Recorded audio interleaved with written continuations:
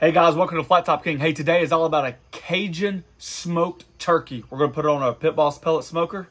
You guys stay tuned.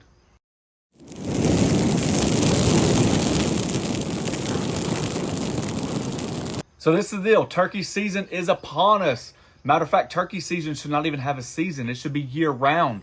But this is the thing. We've got so many crazy ideas that we want to do. This is not the only turkey. So if you've seen this video before you've seen other ones, just know that we've got a plethora of turkey videos coming. You like that word? Did I use it right? You did. Good. All right.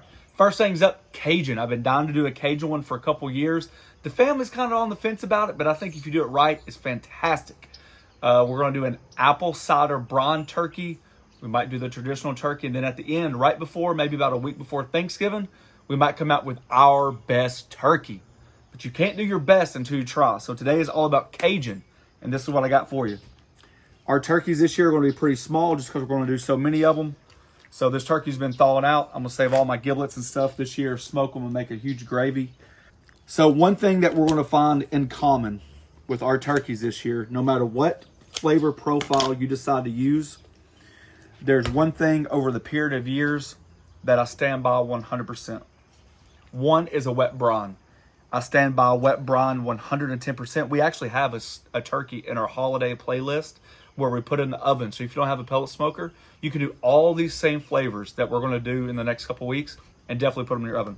Two things I stand by. One, wet brine, 110%, no ifs, ands, or buts. I am a wet brine guy. Two, spatchcock. I deeply believe in spatchcocking. I think it cooks more evenly. Okay. What I'm talking about spatchcock, you basically take the backbone out of the turkey, open the breastbone a little bit, and lay it as flat as possible. And we'll show you that right now. Typically, you get a good pair of kitchen shears. They are everywhere now. So Amazon, your Targets, anywhere. I highly suggest getting these. They work on great. Even your whole chickens, we do the same thing. So just go right up the backbone. Now, are you on one side of the backbone right now, I guess? Yes. Yep, you're basically going through the cage right here. So half of this is, or the middle part, spine. And just turn around, you can do the same thing. So we're gonna come right up this back. So about, you can see the tail right there? Just right there. So right there is your breastbone. I'm just gonna insert a small cut, just the back of a knife, hold it flush. You getting that? And just right down it. Just like that, that's all you need. Just that one little slit. Turn it over, and then right down the breast. Okay, so there we go. All right, now that our turkey's done, a lot of people might trim off excess fat, stuff like that. Honestly, it doesn't really bother me one way or the other. So now we're gonna get to the brine stage, okay? Now that our turkey's done, let's talk about brine. Like I said, huge fan. I don't do turkeys without it. This is the first year I'm trying this method. I think it's gonna be a good one, just because the flavors involved, okay? So this is what we got. We're gonna use the whole thing of the Cajun stuff right here that you actually inject into it. We're gonna use this as the brine base. We got a whole lemon. We've got a whole clove or a whole head of garlic just sliced in half, 4 bay leaves, and about 3 tablespoons of black peppercorns. Typically on a brine, you're talking about a 2-to-1 ratio from sugar to salt. 2 parts sugar, 1 part salt. So I've got a cup of sugar. I've got half a cup of brown, half a cup of white, because this does have molasses in it. And then I've got a half a cup of salt, okay? We've got a little water here. That's just room temperature. I'm gonna bring everything up to a boil. Once that sugar and salt and stuff is starting to develop, the garlic gets a little bit soft, I'm gonna cut the heat. I'm gonna add this right at the end. Right as soon as I turn the heat off, I'm gonna add this, okay? Once this solution's done, then we're going ready for the whole process.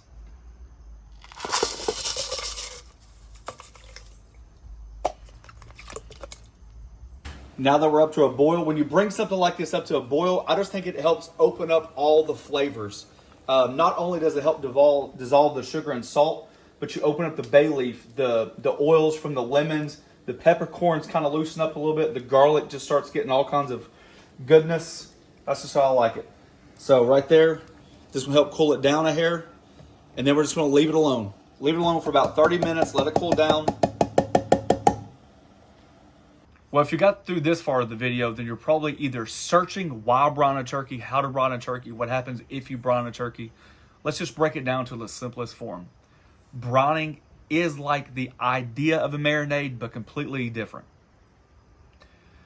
The salt draws the moisture out while pulling moisture in, okay? So while the salt is acting of pulling stuff out, it's also bringing stuff in, like a rotation. Why not incorporate flavor into it? So that's what a brine does. I've said it twice in the video, and I'll hammer it home. I believe in wet brine. There are plenty aftermarket wet brines that you can buy pre-packaged. Brines to make from the grocery store are readily available, recipes online to make from scratch. Whatever you do, try it out for the first time before Thanksgiving gets here or the special occasion. That way you're comfortable doing it. This is what we do, okay? I believe in the cooler method. I've tried to do it different ways.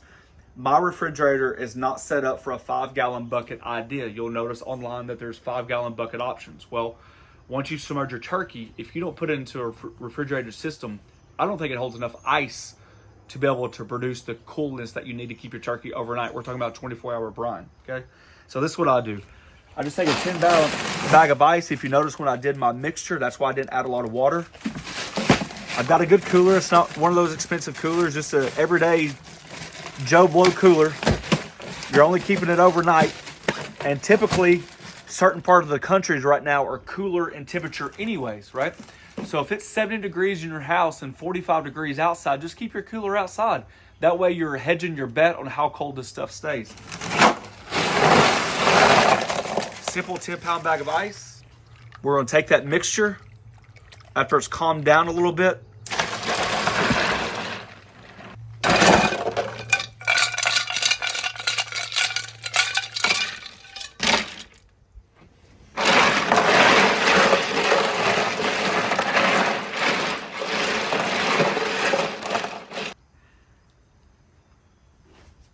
And I like to do mine breast side up. I like to do mine breast side down.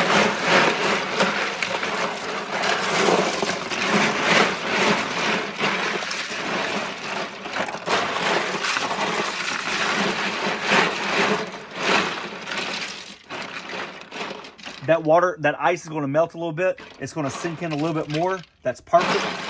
Tonight, before I go to bed, I'm just going to come back in here and stir it one more time. And then the next time you see this, it's going to be tomorrow afternoon. We start smoking our Cajun turkey. Outstanding.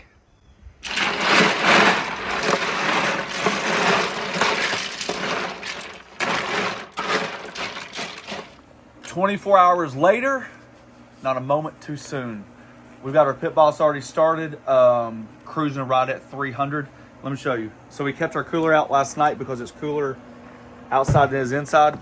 You can see it's plenty of ice. See that right there? Plenty of ice left over, so you're good to go. Oh yeah, look how much flavor. We're gonna pat it dry.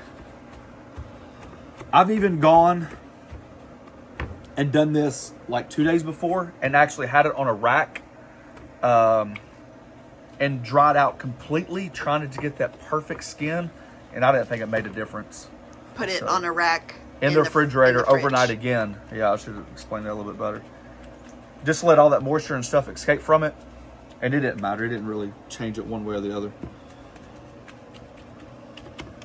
I always believe in presentation side last, so that's what we're going to do. So just keep this off to the side. I'll show you really quick. Today we're doing the Heath Riles Simple Citrus Rub. It's got some very easy citrus notes, a little salt, just like a hint of sweetness. Very balanced. I like it. And then here we go. The Cajun Creole butter, and it's going to get lathed. Is that a good word? I don't think so. Sounded good. So when you say presentation side last, you mean that you are seasoning the bottom first? Yes.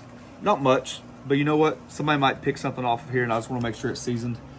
People might say, why spatchcock? Again, just to reiterate, first of all, our family ain't waiting around for presentation turkey, okay? The idea of a turkey coming out of the oven, it's perfectly crisp, golden brown. There ain't nobody in my family waiting on that junk. It is an absolute madhouse for Thanksgiving, and they don't care how good the outside is. If your inside turkey's dry, they're gonna let you know about it. And Neil honestly makes the best turkey. The moistest, best Thanksgiving turkey. Moistest, best turkey for Thanksgiving. Yes. So this is how I like to do it. I like to keep my legs just like this. This is the low part of the breast, so this is typically the part that dries out the easiest. So when you put your legs like here, you kind of create a system to where it protects it from cooking and makes everything a little bit more even, okay? So like I said, come back in with a little citrus. This is almost like an all-purpose base rub, per se. Today, not every day, just for today. Not going crazy with it.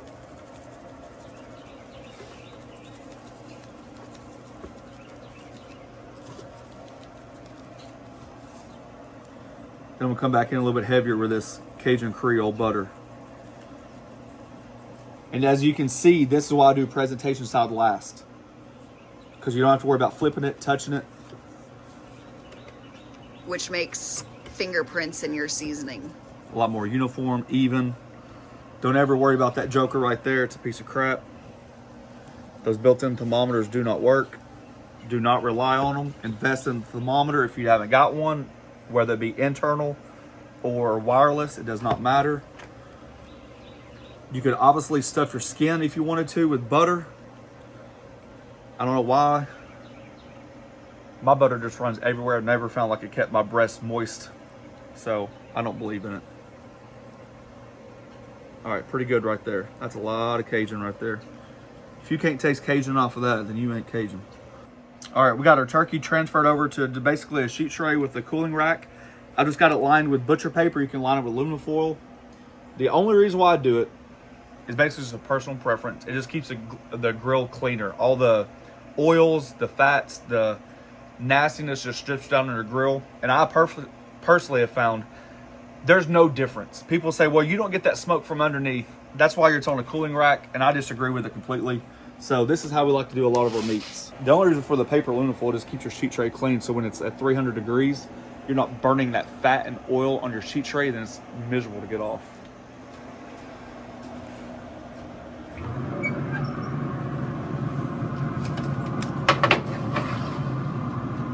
Breast side away.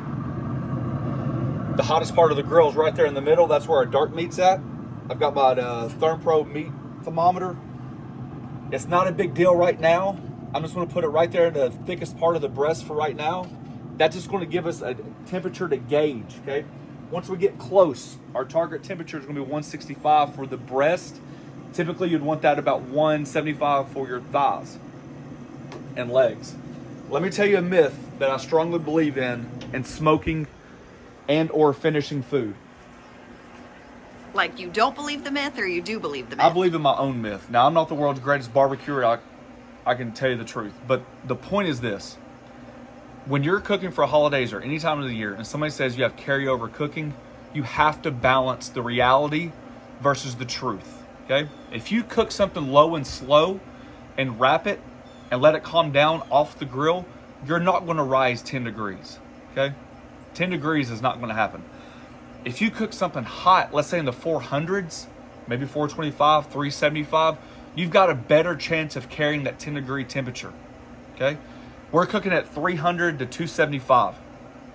I don't have the luxury of carrying over 10 degrees, okay? So when somebody tells you that pull your bird at 150, 155, 160, whatever temperature you want to pull it to reach your target temperatures, you have to balance what temperature you're cooking at. Some people swear up and down to finish the turkey at 500 degrees.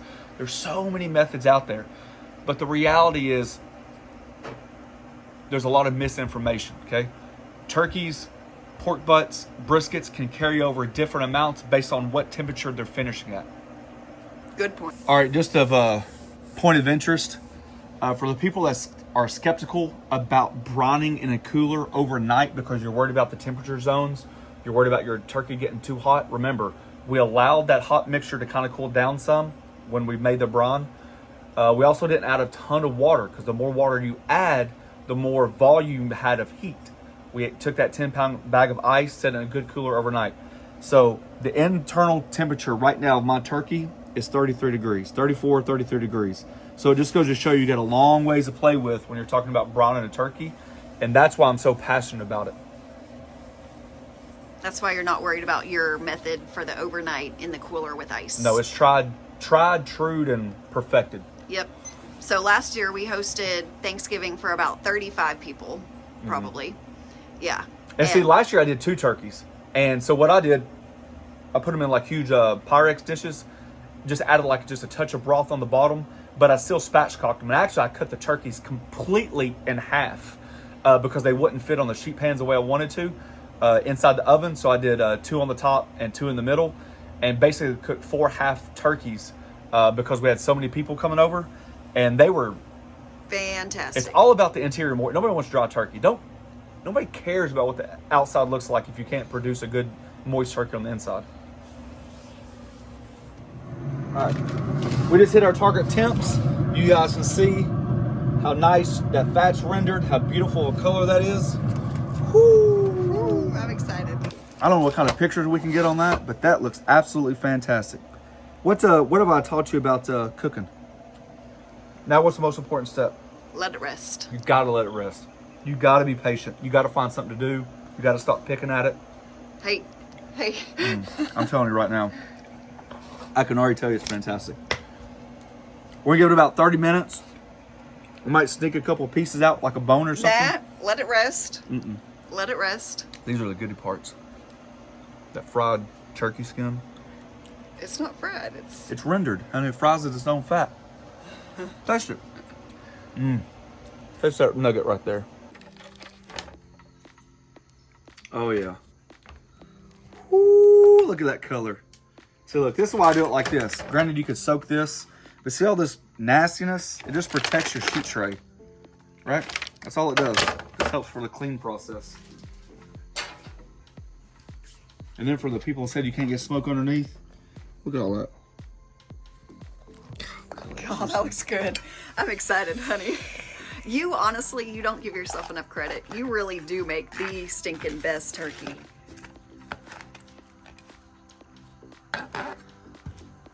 I mean, whoever is excited to eat the turkey. This is what I believe in turkey. I don't think turkey should be cooked at a high temperature. I think turkeys need to be cooked 275 to 300. Account for the amount of time it takes, and I think we'll get a better bird. Even in the oven, do you cook it that low? Even in the oven, do you cook it that low? Yes, typically 275, and I'll start early, like 8 o'clock in the morning with my turkeys.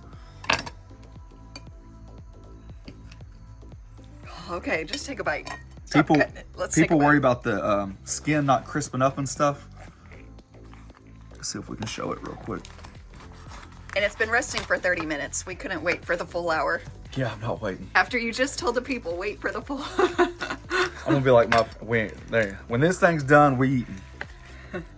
I'm sure there's people out there that can relate. Look how beautiful this is. You cannot get much better. All right. And this is why we spatchcock. This is why we wet brine.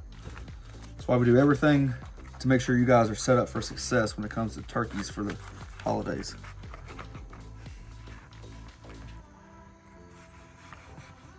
I know what I'm having for lunch tomorrow. Turkey sandwich with lots of mayonnaise and salt and pepper. I was just gonna say, yeah. All right, let's move this off a little bit so you guys can see what we're working with.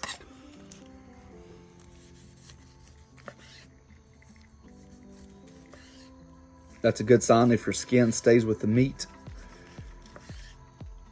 Oh yeah. Oh yeah. Watch. Just everywhere. That's juicy breast right there. Do it again. It's hard to see. Well, the sun's setting on us. I don't know if you can. You can look at the cutting board and see how juicy it is. That's a telltale sign. Look at my hands. Wait. Do it again. Okay, give me a bite.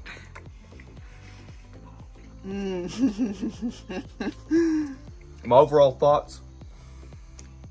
Fantastic. Out freaking standing. Is this better than a regular one? I mean, it's always fantastic. I mean, whoever... It's just different. I think they'll like it. This is the thing, is who gets excited to eat Thanksgiving turkey? And this is stinking good. It is super good. But here's the thing, is like, if we're going to make 4 different turkeys, then we're going to have to figure out which one we like the best, which one we're actually going to make for our family on Thanksgiving, and we'll have to tell them that.